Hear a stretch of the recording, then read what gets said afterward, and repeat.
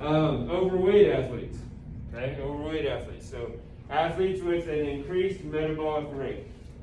Okay, so if you're overweight, you're going to be more susceptible to sweat, to heat stress, heat exhaustion, stuff like that. Okay. Okay. So what I just talked about with that athlete from Garden City that died, death from a heat stroke increases 4 to 1 as your body weight increases. So the heavier you are, the more likely it is for you to get heat stroke if you're not taking care of yourself. Now, I'm not saying every overweight athlete is going to get a heat stroke. I'm not saying that.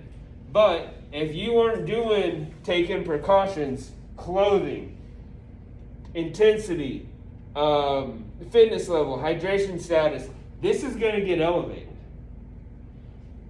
But what that ratio is just showing you is that the heavier you are, the more susceptible you are to a heat-related illness. Okay? So the heavier you are, the more susceptible you are. And then women are physiologically more efficient when it comes to regulating body temperature than guys are. You hear of a lot more guys having issues, male athletes, having issues with heat-related symptoms and sickness than you do females. Because they're a whole lot better at regulating body temperature. Okay? It's just how they're made and how they're wired. Okay? So, ways to prevent heat illness, we've already talked about a little bit. Hydration. Okay?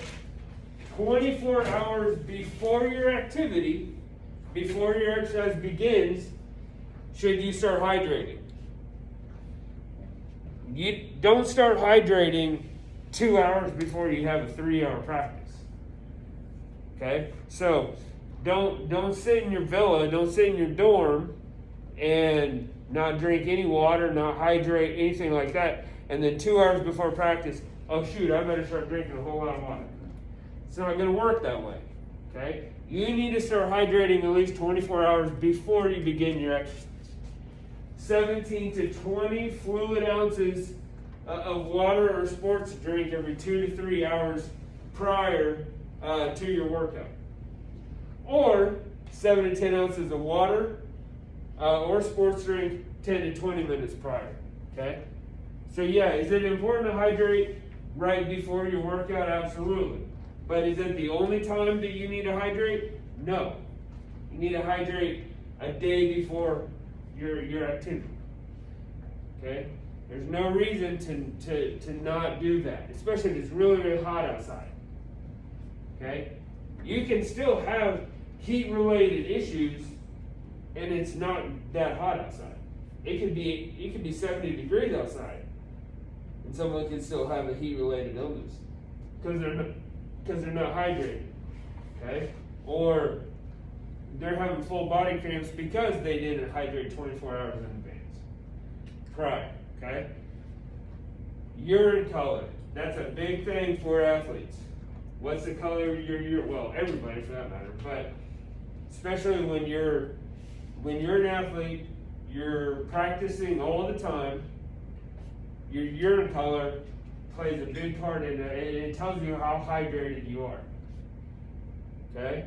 Everybody's probably heard the saying, if it's yellow, let it mellow. If it's brown, flush it down. Or if it's like apple juice, flush it. Okay? If it's apple juice, it's bad. If it's light yellow, like lemonade-ish, that's fine. Okay? So, we don't want dark. Dark is bad. Okay? We don't need dark colored urine, that's bad. Okay? Lemonade versus tea. Okay? So, dehydration. 2% of body weight loss is considered a mild dehydration, which is why we do those weight loss charts. Okay? 2%. So, if you lose 2%, see, I said 5%. I said 5%. This is saying 2%. So if you lose 2% of your body weight, you're considered mildly dehydrated. So we need to rehydrate before your next practice. Okay? Signs and symptoms of dehydration. Okay, thirst, dry mouth, headache, dizziness, irritability, being lethargic, fatigued, not wanting to do anything, and then possibly cramps. Okay, body cramps, muscle cramps. Okay, not being thirsty should not be a sign that you need to hydrate. Okay, so what I mean by that is, if you're thirsty, you are already dehydrated. You should be drinking water very, very often, very periodically. Okay, does that make sense to everyone? Okay, so there's no reason, like if we're out of football and we take a water break and somebody's like, no, I'm not thirsty, it doesn't matter, you're going to drink some water. I'm going to make them drink water. Okay, because it's 90 degrees outside and we're in full pads, you're going to drink water, thirsty or not, because we're going to stay hydrated. Okay? If you are dehydrated, move to a cool environment to hydrate. Okay, so if you feel yourself getting mildly dehydrated, or I notice that you're mildly dehydrated out of practice or what have you, I'm going to move you to a cool environment to hydrate. We have a spot on the practice field that you can go sit in the shade, you can hydrate, and then to take in those fluids. Okay, so you're in a cool spot to hydrate. Okay, sport drinks are obviously, those are more effective than just water, but you can't just live on sports drinks. Okay, that can't be your only source of hydration. Sport drinks are fine, but what else is in a sports drink that could pose a problem? Do you know? Sugar. You don't want a whole lot of sugar. Okay? So sports drinks are fine because it'll hydrate you, but it can't be the only thing that you drink. There needs to be some water. Okay? Unlimited access to water is the other thing that we need. Okay? If we're outside of practice, we have to have a constant supply of water. If the 10 gallons get empty, I'm sending you back in to go fill it up. If the water boy's getting empty, I'm sending you back in to go fill it up. Okay? Water bottles got to be filled up all the time. Okay? Which we're not doing this year, but there has to be a constant supply of water for those athletes. So, preventing heat illness. Okay, we talked about gradual acclimatization. I told you guys in acclimatization period for football. There's also one for soccer that we have as well now. And it's basically a progressive exposure to heat, exercise in heat, or exercise should be done over a 7 to 10 day period. So again, not throwing them right in, but it's done over a period of time, okay, to get them used to it. It's going to require equipment restrictions and practice restrictions. Okay, so like it says 2-a-days and 3-a-days. So we need to monitor it. Now we don't do 3-a-days here anymore. We used to do 3-a-days, and that sucked. But we used to do 3-a-days, and we don't really do 2-a-days anymore in football. Okay, we have one practice a day when we're doing camp. We have one practice a day and one walkthrough a day. Okay, so it's not considered 2-a-days. The NJCAA won't let us do 2-a-day practices anymore. So we can have a full practice and a field session, which would be like a walkthrough. Okay, we can't even have footballs out there. If we have footballs out there, it's considered a practice. So we have a field session. Okay. And then, like I said, recognizing susceptible athletes. Select appropriate uniforms and practice gear. So if it's in a range where it's dangerous for us to be out of practice in full pads, I may go recommend the coach and say, hey, we need to do just half shell today or just helmets today. Okay? And then keep monitoring heat index. In our case now, monitoring wet bulb, because it changes very periodically. Okay? Weight charts, not getting into that. We get all of our weight charts from Gatorade. They send us weight charts every year. that we can monitor that. Okay, athletes weigh in and weigh out before. Okay, and then the student or the athletic trainer or the athletic training student. This says coach, but I would be more comfortable with an athletic trainer or one of my students recording the weight loss from practice 1 to practice 2. So in our case, 1 day to the next day, okay? Because we're not having multiple practices a day, okay? Less than 2%, okay? So to monitor heat index, okay? And you can see wet bulb globe temp right there, okay? It provides objective measure for determining precautions concerning participation in the heat or when it's hot outside. So right now I have, because we don't have our wet bulb temperature meters in yet, there's an app on my phone that I can actually, it will tell me what the wet bulb globe temp is based on those 3 things. How hot it is outside, what the pressure is outside, and the humidity. Okay, so I can see what it's like. So the old wet bulb globes, the way they used to be, they're called sling psychrometers. Okay, you would actually pull it out and spin it in the air. Okay, and it would measure the moisture in the air. Okay, and compare it to the temperature. And that's how you got your wet bulb, okay? Now, today, those are much different. They're electronic, and it automatically computes that stuff for us. We don't have to manually do that, but that's how this used to be, okay? You spin it around in the air, and it would read the moisture and the temperature and stuff like that. And you can put those together and get your reading, okay?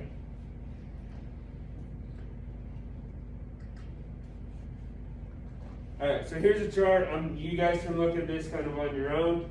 Okay, it's kind of a chart showing kind of where we want to be, or where we're basing the temperature, our heat policy that was based off of. Okay, so as you can see, obviously very hot is considered 105 to 130. Now, if it's 130 outside, we're not practicing. Okay. If it's 105 outside, we're not practicing, okay? But within these ranges right here, we have different precautions that we have to take, okay? We have different precautions that you take if it's hot outside. This is what a sling psychrometer is, okay? So you can see that's how it used to be. It's spinning around in the air. This is how it is now. It's all digital, okay? So different forms of heat illness, okay? We have a heat rash, or some people refer to it as a prickly heat, okay? Anybody, just based on what, prickly heat, has anybody had what they would consider a heat rash or prickly heat, okay? Sometimes you just get real itchy and in one spot, you kind of maybe develop a rash, okay? That's this prickly heat. It's a benign condition associated with a raised rash, combined with like prickling when you sweat. So it feels like your sweat is just like needles, okay, in that one area, okay? It's a result of continuously wet or unevaporated sweat. So if your sweat, we're out of practice, and your sweat just kind of sits on your skin, that's when you could get a heat rash or prickly heat. So you're out in practice and you're wearing long sleeves, your sweat doesn't really have anywhere to go, so it just kind of sits on your skin. Okay, that's where you can get the heat rash, really prickly heat. Okay. The way to prevent it: continually toweling off the sweat. Just dabbing the sweat, toweling it off. Okay, will help prevent. Generally, it's localized in areas that are just covered by clothes. Okay, so I'm wearing a short sleeve shirt. I'm not necessarily going to get a heat rash because my sweat's going to evaporate with a short sleeve shirt. But where my shirt is covering, yeah, I'm probably going to get a heat rash. Okay, I could get a heat rash. Okay, heat syncope or collapse. Okay, is associated with rapid fatigue and overexposure, standing in heat for a long period of time. So you're outside for a long period of time, you get really, really tired, you have a whole lot of overexposure to the heat, to the sun, and you collapse. Okay? That's what we call heat syncope. Okay? Treat by placing an athlete in a cool environment and then consuming fluids and laying down. Okay? To get their body temperature regulated again. Okay? Heat cramps. Everybody, a lot of people probably, especially athletes, probably had heat cramps. They've gotten cramps of some kind. Painful muscle spasms, usually in the calf or the hamstring, due to excessive water loss or an electrolyte imbalance. So who's just got a cramp? They're laying in bed, they get a cramp. Okay? That's due to water loss or an electrolyte imbalance. Okay? That's all it is. That's why it's very important to not just rely on sports drinks. They're going to replenish your electrolytes, but you got to have the water too. Okay? That's not your end all be all to replenish your replenish water. Okay? It's not the end all be all. Okay? It's prevented by consuming extra fluids and maintaining that electrolyte imbalance. Okay? So it's caused by an electrolyte imbalance. Obviously, we're going to prevent it by maintaining that electrolyte imbalance. A good ratio of water to sports drinks. Okay, good ratio. Now, one of the big things we use in football when we have camp is pickle juice. It's kind of gross, but it helps a lot. Okay, just straight pickle juice helps a lot. Okay.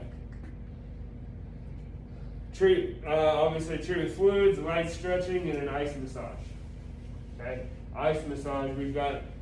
You can get little like Dixie cups, fill them halfway up with water, put them in the freezer, tear off the top after the frozen deal, and do an ice massage that way. Okay, so that's how we can treat heat cramps, just by little stretching, ice massage, what have you. Okay, so exertional heat exhaustion.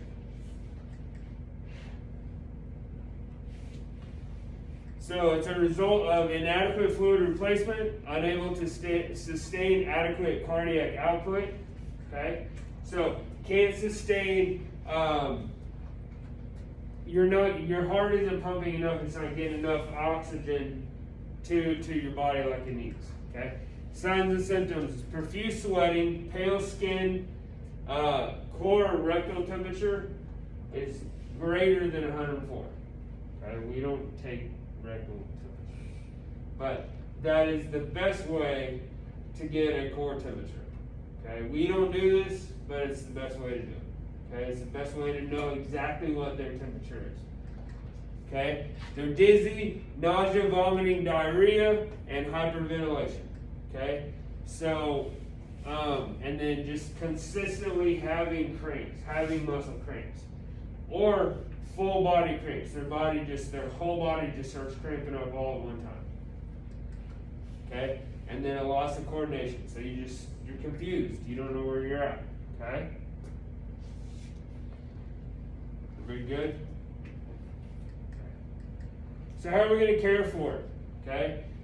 Immediate treatment includes fluid ingestion. Sometimes IVs are needed. So sometimes if it's not working, just orally, we're going to go straight IV. Now, we can't do IVs here, so we've got to send them on somewhere else. Okay? Fortunately, we have a school nurse that is trained to do IVs, so if we had to, she can do them. But 9 times out of 10, if they need an IV, they're going to the ER. Okay? And then remove excessive clothing, ice down wrists, neck, armpits, and groin. It's kind of the most susceptible areas to cool you down really fast. Okay? And then monitor vitals. Why would it be important to monitor vitals if they're having any kind of heat illness? What could you see happening with heat illness if you don't monitor vitals? Heart rate decreases or increases. Okay?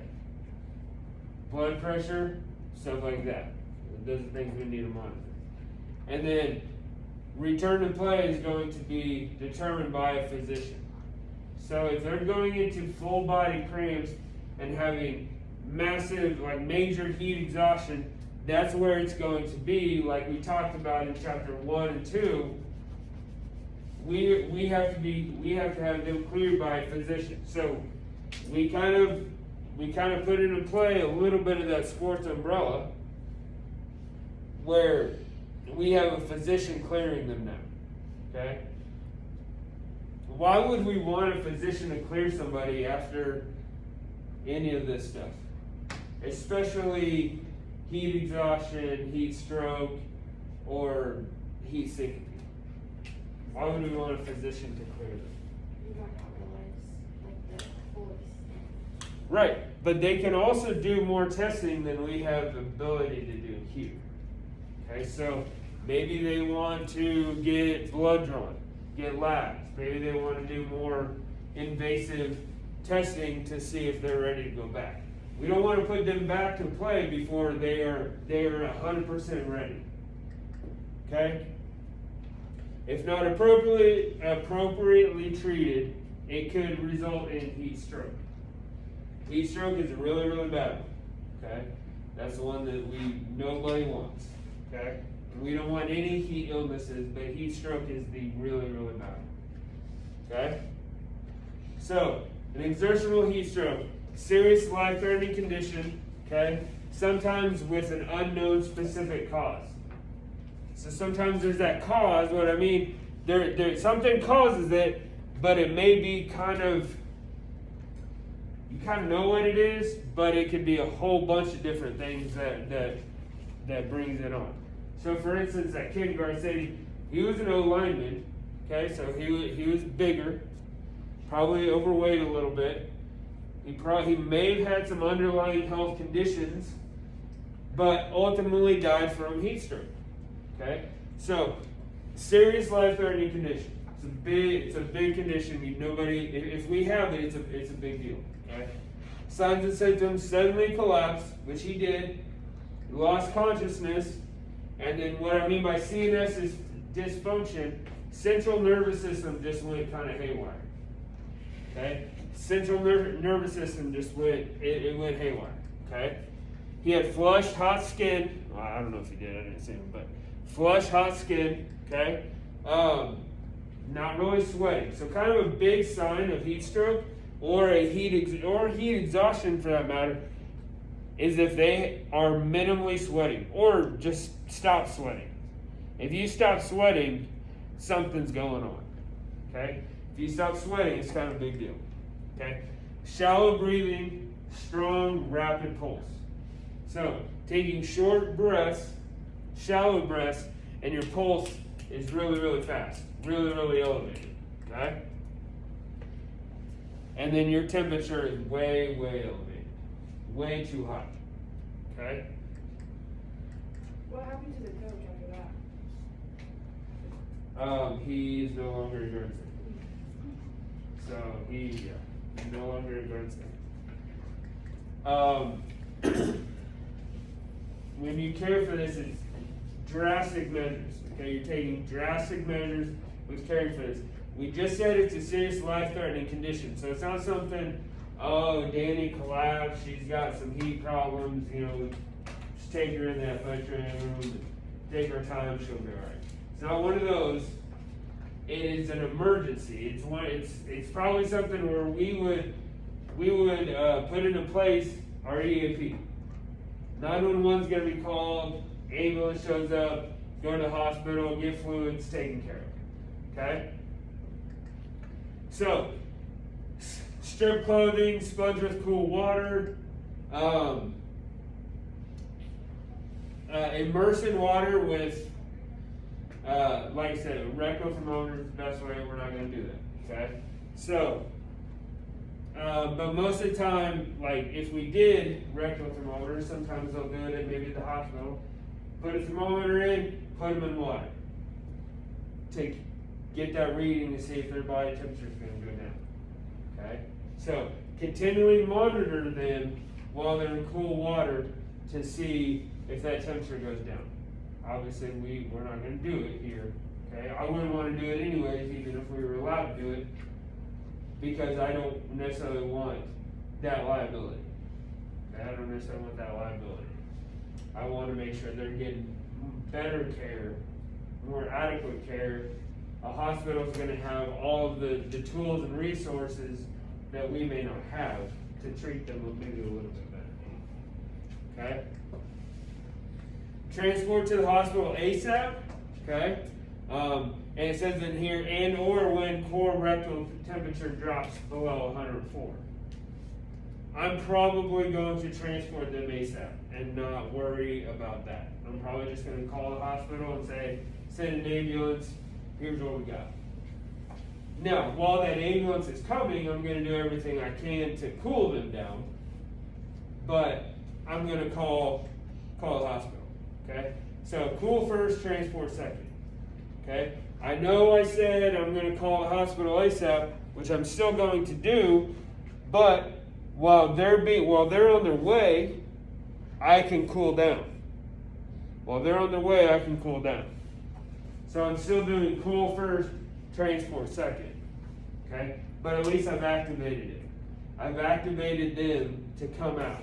Because you don't know if they're gonna be here in 5 minutes, 10 minutes, or 15 minutes, okay? Fortunately, we're smaller community, so they're here pretty quick. But let's say you're in Wichita, it could take half an hour before they get to you. So cool first, transport second. So it's very important to activate it first before you start cooling down, okay? Athletes should avoid exercise for a minimum of 1 week to gradually return to full participation. So once they've fully recovered, they need to gradually return. Don't just throw them right back in. Their body's not gonna be ready for it. Their body just essentially shut down. It said, I don't like you being on the heat this much, so the body quit on them, pretty much. So don't just throw them right back into exercise. Their body's not gonna like them, okay? They have to be asymptomatic and cleared by a physician. What's asymptomatic mean? No symptoms. So they have to have no symptoms that I listed on that other slide. They can't have any of those symptoms and have to be cleared by a doctor. Okay? Death may result if not treated appropriately. Okay? So, why would it be very important to call the ambulance ASAP? Okay, go back to chapter 3, where we talked about liability, we talked about insurance and legal concerns. Why would we want to call ambulance immediately to have them transported? Okay, they can only do so much, but let's say this happens. Worst case scenario, this happens. You can say you did everything you can, or you could, to prevent that from happening. So you did everything you can to prevent. You have on record that you called 911. The first thing, you know you did everything correctly so that this would happen, but it still happened. Okay? But you did what you had to do. You did everything you needed properly. Big reason why what happened at Garden City happened was because it was not handled correctly. It was not handled in the way it should have been. Okay? Or at least that's what the lawsuit is about. Because they have a huge lawsuit going on right now.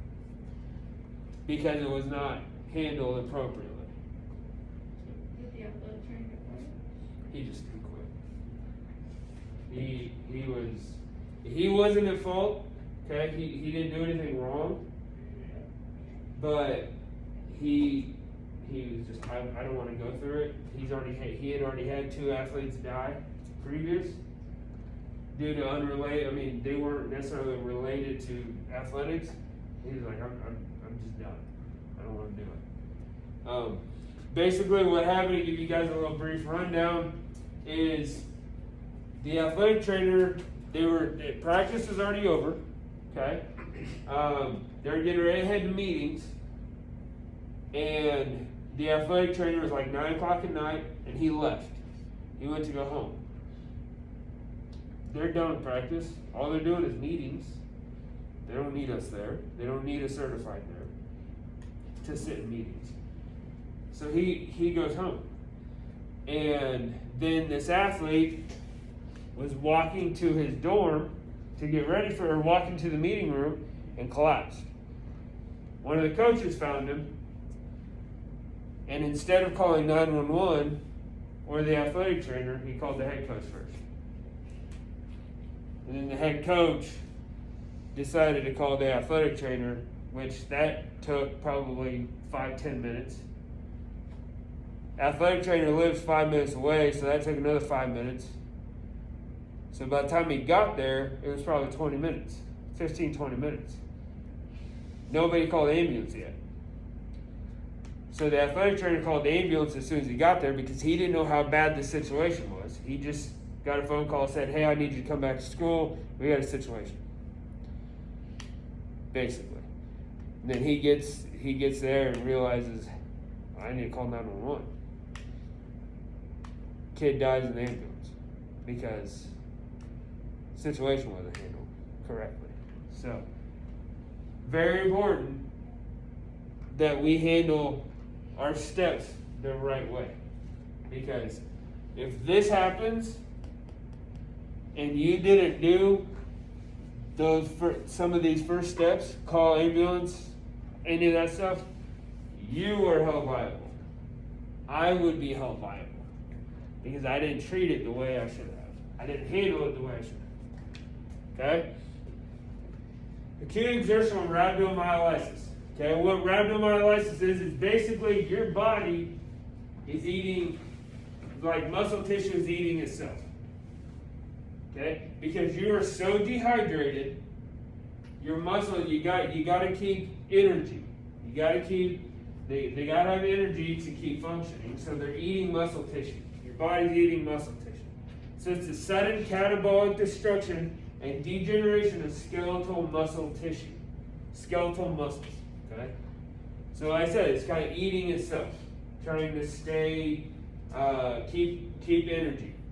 Okay. It occurs during intense exercise in heat and humidity, usually resulting in muscle weakness, swelling, pain, dark urine, and renal dysfunction. Okay, so renal failure. So this is another big deal. Okay, renal failure basically means your kidneys are failing. They don't like you anymore. They're failing. Okay. If it gets really bad. So, in a severe case, sudden collapse, renal failure, and death can result. Okay? If not treated correctly. If not handled correctly. Obviously, those are severe cases. It's associated with individuals that have a sickle cell trait, or the sickle cell disease, sickle cell trait. Okay? And we'll get into that here in a little bit. Obviously, refer to physician immediately, right away. Okay? So, we've had some athletes here that have had rhabdo due to extreme exercise, extreme working out, and not maintaining fluids. Okay? They're basically their body shuts down, and like I said, it starts eating themselves, eating muscles. And then goes in potentially renal failure if it's not treated quick enough. I've seen some football athletes that have gone into full body cramps to the hospital, and then come to find out they draw their blood, and yeah, they've got rhabdo, and their kidneys are starting. If it's bad, their kidneys start shutting down. I've had one athlete where their kidneys start shutting down. They've had to stay in the hospital for a while. Now they're fine, but they had to stay in the hospital and get plenty of IVs, IV fluids, and stuff like that. Okay? Signs and symptoms: progressively worsening headache, nausea, vomiting, swelling hands and feet. You're lethargic. You just don't really want to do anything. Low blood sodium, Again, the central nervous system can just kind of go haywire, okay? Which that in and of itself can create a life-threatening condition, okay? If levels cannot be determined on site, so like if we can't measure their levels on site, which we really can't hear, what I mean by their levels are their hydration levels, their blood levels, stuff like that, then we're going to transport to a medical facility that can, and they can deliver the proper things that they need, fluids, what have you, okay? So exertional hyponatremia, okay? This is a fluid electrolyte disorder resulting in abnormally low concentration of blood sodium. So you're low in salt, basically, okay? It's caused by ingesting too much fluid before, during, and after exercise. So yes, you can drink too much water, okay? You can drink too much. Staying hydrated is important, but you can also go too far with your hydration, okay? When I was in college, I had an athlete, there was a football athlete that would drink like 3 gallons of water a day. Way too much water. He doesn't need that much water, okay? A gallon jug a day is probably enough, okay? It's probably enough. What is it? They say like It's half your body weight. half your body, what? Half your body weight in ounces of water. Yeah. So, I mean, 3 gallons of water is way more than you need, okay? Okay, so a lot of times you may see this may result of too little sodium in diet or too much ingested fluids over a period of prolonged exercise. So you see a lot of this sometimes in track athletes, marathon athletes, triathlon athletes, just because they're constantly going. Okay, they're constantly going. Okay. The only way to prevent it, maintain balance in your nutrition. Okay, maintain balance in nutrition. So gradual acclimatization. We talked about acclimatization a little. It's what? What did I say? For like football, for instance, they're over a period of how many days? 7 to 10. Okay, kind of gradually get used to getting into football, getting back into football, what have you. Okay, it's the most effective method of avoiding heat stress, and it involves becoming accustomed to the heat and exercising in the heat. So the kid coming from New Jersey, he's not used to Kansas heat. Okay, he's not used to the humidity in Kansas. He's not used to the 90-degree weather that we have all the time here. Okay, so that's where acclimatization is very important. Okay, early preseason training and graded intensity changes are recommended. So they're definitely recommended. Okay, like I said, helmets only day 1 through 2, 3 to 4 helmets and shoulder pads, and you're limiting the practice time. And then I think in ours it's like day 6 and on, you can be in full pads, but you're limiting their practice until you get past day 14. Okay, because ours is 2-week acclimatization. 80% of acclimatization can be achieved during the first 5 to 6 days with 2-hour morning and afternoon practice sessions, which is essentially what we have in ours. Okay, essentially what we have. Equipment restrictions may help athletes to gradually get used to it. So helmets, shoulder pads, and gradually introducing those step by step. Okay. We talked about how to identify susceptible athletes. What are some susceptible athletes? Overweight athletes. What else? Pre-existing condition. Okay, pre-existing conditions. What? Hydration status. Okay. We said heredity could just be right, kind of running the family. Like I said, a 6'2" quarterback that weighs $190 as opposed to a 6'3" lineman that weighs 340. Huge difference. Okay, so are they overweight? What's their muscle mass? Stuff like that. So we don't really need to get into this one a whole lot. Okay, hypothermia. Okay, this is going to be the cold weather. So hyper, your body temperature is elevated. Hypo, you're slow. So hypo is slow. Okay. Cold weather versus nature of your particular sport. It's kind of what we're working on a cold policy, and we have one passed.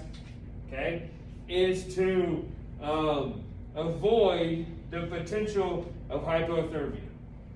Okay. Now, I know in sport we're constantly going all the time. Okay, I understand that, but there's a certain point where it's just too daggum cold to play. Okay, it's just too cold to play. Most activity allows for adequate heat production, increased metabolism, and dissipation, allowing for sufficient functioning. Okay, so most activities are going to allow for they're going to be fun. Okay, because they're constantly moving. And we'll just take baseball for instance, because that's the one that we're trying to figure out right now. So.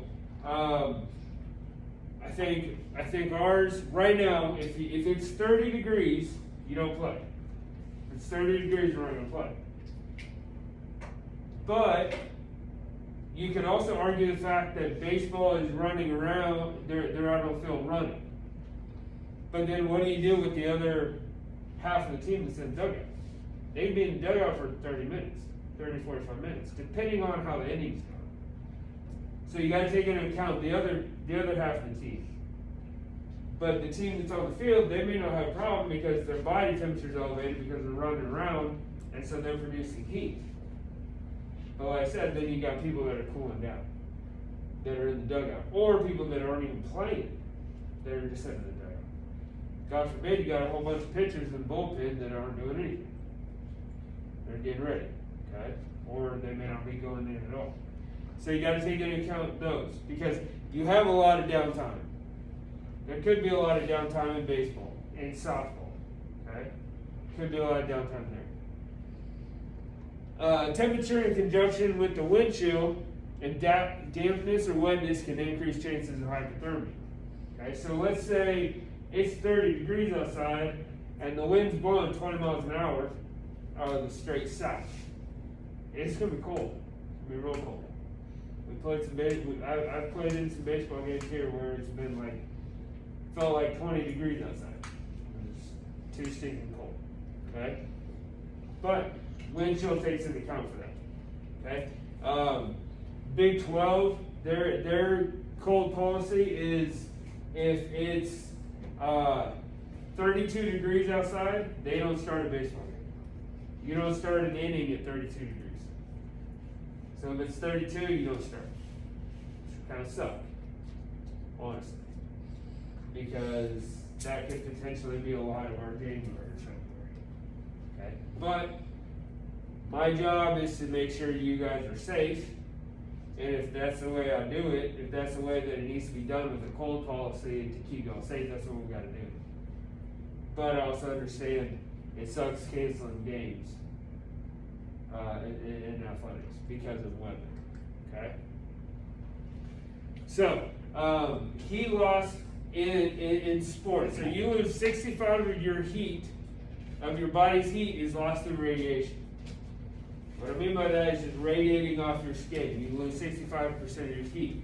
50 is through your head and neck, which is why I said wearing a helmet, if it's hot outside, you're losing, that heat's doesn't have anywhere to escape.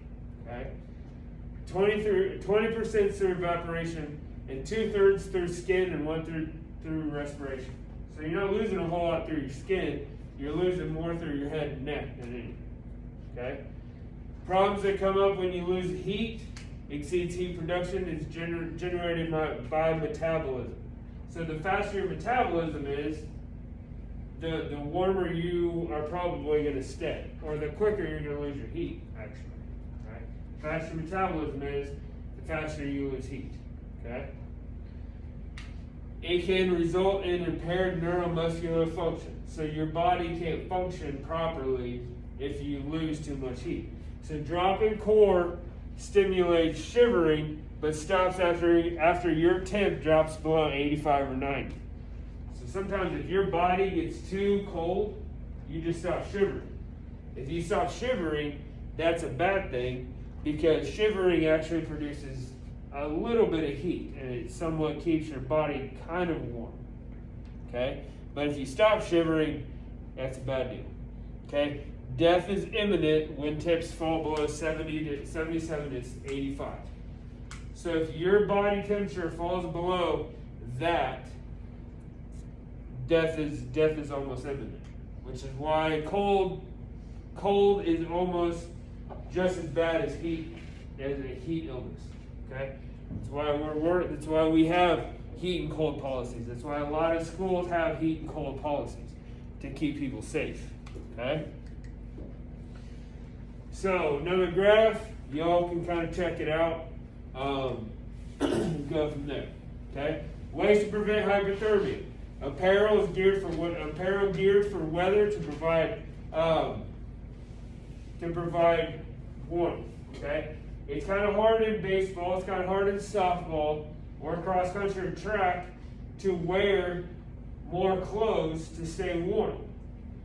In fact, correct me if I'm wrong, but in baseball, I don't think you can wear a whole lot of layers to stay warm, right? So it's really hard to wear adequate clothing in baseball to keep yourself warm. Okay? Waterproof and windproof fabrics that allow passage of heat and sweat and allow movement. Okay? So again, wearing clothes that will allow you to stay warm. Layering up. Again, you can't really layer in some of those sports. Okay? You can't layer for sure in cross country. You can't layer in track. You can't imagine someone trying to run around the track in 3 layers of sweats. Okay? You can't do that. Okay?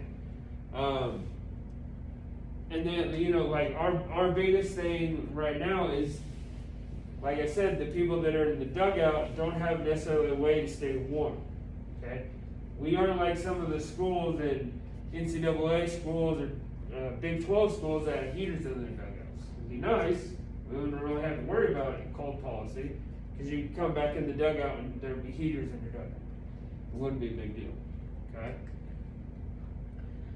Beware of different conditions, such as like frostbite or frost nip, stuff like that. Okay?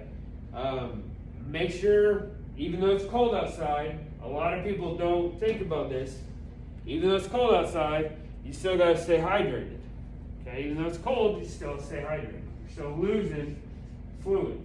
So it's still important to maintain your hydration levels, your hydration status, even though it's cold outside. Okay? So, frost nip. Frost nip affects your ears, nose, cheeks, chin, fingers, and toes. Not really as bad as frostbite, okay? But it affects, like, if you're outside, who's ever had their ears really, really cold when it's outside? Okay? Probably a little bit of frost nip, okay? Your nose, tip of your nose gets cold, okay? Stuff like that. Might be frost nip. It occurs from high winds, severe cold, or possibly both. Okay? So, signs and symptoms: skin appears firm. What that means is, like, if your ears get really cold, they're red and it just kind of hurts to touch. They feel kind of hard. That's what I mean by skin appears firm. Painless areas could blister within 24 to 72 hours, so it could produce blisters. Could get a little cold blister. And then care. Okay? Sustained pressure. You don't want to rub. You don't want to rub heat. Okay? You just want to apply firm pressure to that area. If your ears are cold, that's why you see people do this. Okay? If their ears are cold, it's just firm heat pressure on that affected area. Okay? Blowing in your hands. Okay? Blowing in your hands is another way. Just put your hands under your armpits, keep yourself kind of warm. Keep those areas warm, okay? So frostbite, okay? This is what it's called chilblains. It's prolonged and constant exposure to cold for way too many hours, for a long period of time. So frost nip, you can get frost nip, walking maybe to and from class if it's really cold and the wind's blowing real bad. Okay, you get frost nip, but once you get inside, you're fine. But frostbite is being outside for way too long. Okay, signs and symptoms: skin is red, sometimes maybe swollen, and tingling and pain in toes and fingers. You're typically going to get frostbite in your toes and fingers. Okay, you care for it the same as frost nip. Don't rub them. Just place constant pressure. Okay, just place constant pressure on the area. You don't want to rub. Superficial frostbite. This involves only the skin and subcutaneous tissue. So, frostbite just on your skin and just the tissue right underneath. That's superficial. So superficial is at the surface. Okay? Skin is pale, hard, cold, and you kind of maybe have a waxy feeling. Okay? And it's just really hard to touch. If you touch it, your skin is really hard. Okay? To care for this, you're going to immerse it in warm water. So again, we're not rubbing at all. Okay, we're not going to rub to produce heat or to warm back up. Immerse in warm water, 100 to 110 is where we typically want the water. Okay, deep frostbite. This is a medical emergency. This is sometimes where you hear people losing toes and fingers because they get deep frostbite. Tissue is cold, pale, hard. Okay. Maybe white, maybe numb. Okay?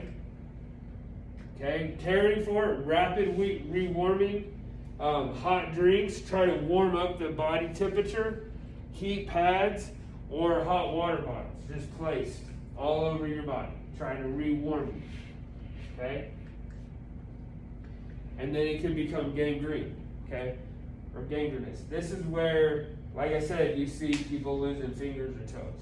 Okay, because it has deep frostbite and it's turned gangrene. Okay, there you go. There's some pictures. Deep, superficial. You see the difference. Obviously, the skin is pretty much dead. This is gangrene. Okay, and this is just superficial frostbite. Okay, so altitude illness. Who's ever gone to the mountains and they go to the mountains and they just get sick or they don't feel well? Altitude illness, altitude sickness, okay? As height increases, maximum oxygen uptake decreases, resulting in a decrease in performance, okay? Again, why it's very important, if you're having athletes come from Colorado, you're having athletes come from different altitudes, for them to go through that acclimatization so they can get used to the climate here. They can get used to all that, okay? So altitude sickness. Body compensates through tachycardia and hyperventilation. So, your heart rate is real high, okay? Sometimes hyperventilating, trying to get enough oxygen, get enough air, because you're not used to it here yet, okay? Air is different here than it is in Colorado, than it is in Utah. It's different. It's different because of where we're at, sea level wise, okay? Responses are a result of having fewer red blood cells than necessary to adequately capture enough available oxygen. Okay, it's nothing wrong with your body. It's just you're not used to it. Okay, you're getting used to it because you don't live in that area. Okay. Other uncertainties with regards to training and competition. This is where we're going to have the time to adjust. Now, sometimes for coming from a different altitude, it might take a little bit longer. Okay, it might take longer to get accustomed. Okay, short adjustments allow acid-base balance to recover. So what I mean by that is in short little spurts, getting used to where you're at, your surroundings, is going to let your body adjust a whole lot easier than throwing you into a 2.5 hour practice right away. Okay. Acute mountain sickness, this is what I was talking about earlier. 1 out of 3 people will experience when making the jump from about 7,000 to 8,000 feet, which is basically going from here to Colorado. Okay? That's acute mountain sickness, or going up in the mountains of Colorado. Okay? Headache, nausea, vomiting, sleep is thrown off, dyspnea, which is shortness of breath, not getting enough oxygen, okay? Maybe dizzy. It's caused by brain disruption associated with sodium and potassium. So we're kind of getting into like some nutrition a little bit, okay? So that's why it's very important, and you may have heard this, when you go to the mountains, it's very important to stay hydrated, drink lots of water, stay hydrated. It's the same, okay? So hydration, you kind of see a theme with all of this. It's hydration, okay? It's kind of a theme with all this, okay? Sickle cell trait reaction. This basically affects African Americans, okay? 8 out of 10 African Americans have sickle cell trait, okay? What it is when the hemoglobin is deoxygenized, cells clump together. So it's not like all of our cells are separated now. With sickle cell, the cells are clumping together, causing the blood cells to develop a sickle shape. Okay, it develops an abnormal shape, making that cell easy to break down. Okay? Sometimes causes an enlarged spleen that could rupture at high altitude. You're already having trouble breathing at a high altitude. Now let's just add in sickle cell trait, and it could cause more issues. I don't know how long ago it was. It's probably 5, 6, 7 years ago now. But there was a football player, I don't remember where he's coming from, in the NFL. That went to go, he had sickle cell, and they were playing in Denver. And he just opted out of playing in the game because of sickle cell. And playing in a higher altitude. Okay? Overexposure to sun. We've talked about all that stuff when we talked about heat stress. You guys can kind of look at that. Now, lightning safety. This is another big one. Okay? It's the number 2 cause of deaths in athletics. It's the number 2 cause of death actually all over. Okay? When we're talking about weather phenomena, it's the number 2 cause of deaths. Okay? So it has a lot. Okay? So the NATA, which is what? What's the NATA? Okay? So we have established a position statement due to the number of athletes and coaches potentially exposed to lightning scenarios. Okay? So basically, you're outside, there's a lightning storm, there's a storm outside, we're going to watch for lightning. Okay? So I believe, like ours here is, if the lightning is 10 miles, we're done. If the lightning's within 10 miles, you're done.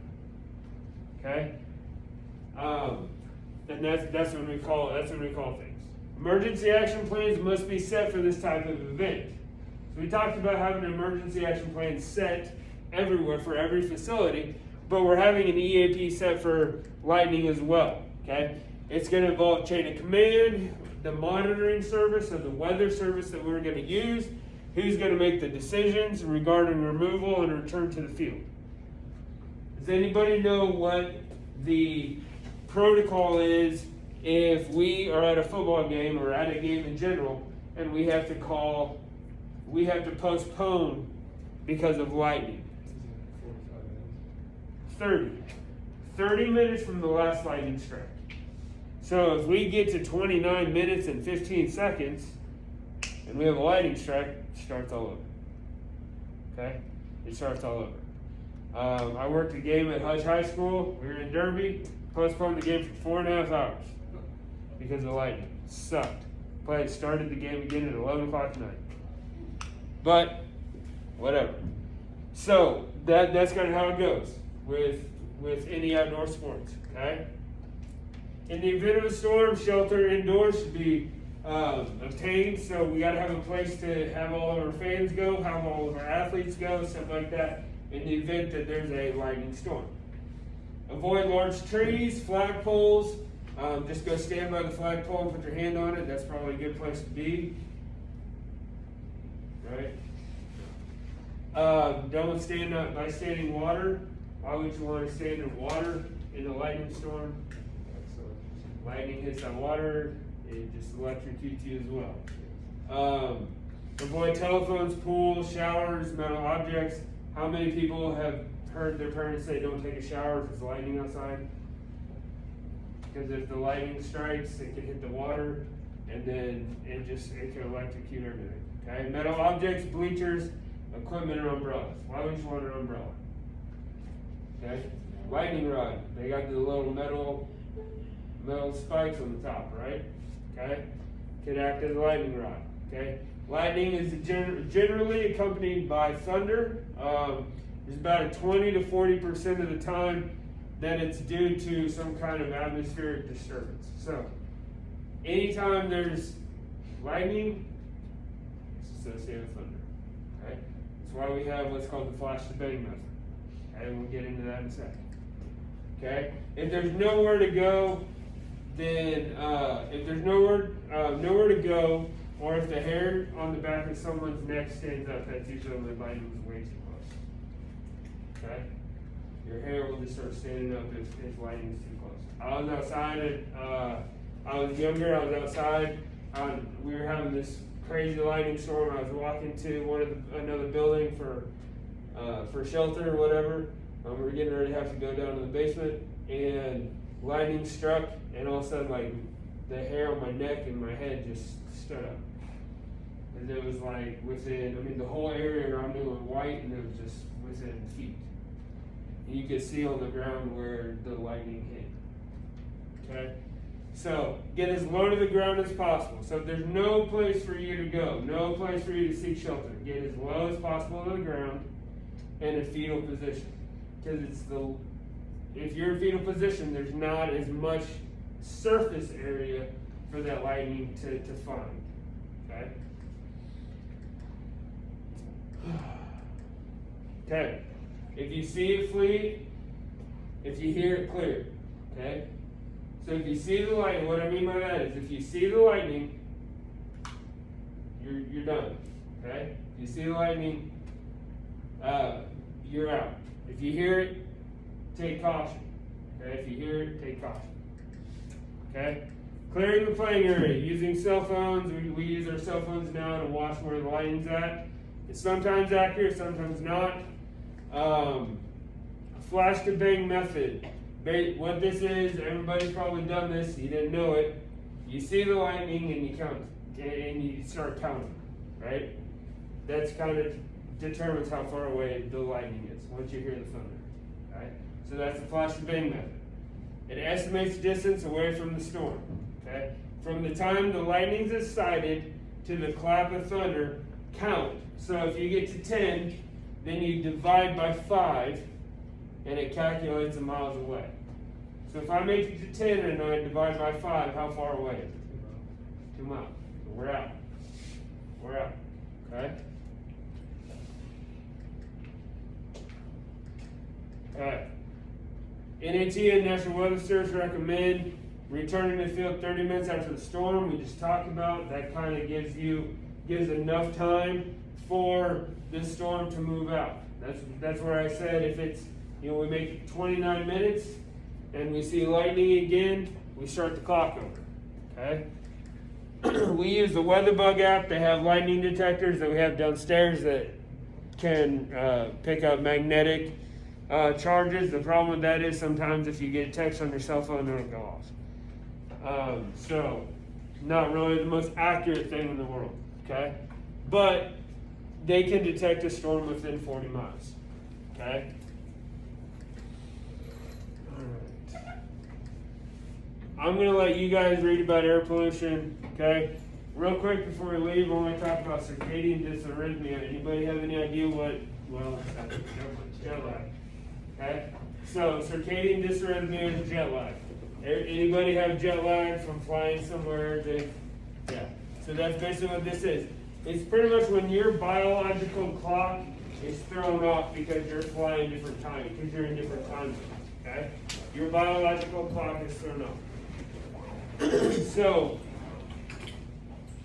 give you an example, like I flew over to China 6 years ago when I was working with the Globetrotters. They had us prepare and start sleeping in China in time over in China a week before we got over, so that our body could get used to it because China is 12 hours ahead of us. So I was going to bed in the afternoon while everybody else was awake. It's kind of weird, but Corinne's already used to it, so it wouldn't really affect me. But like 12 o'clock in the afternoon here, it's 12 o'clock in the morning over there. 12 hours ahead of us.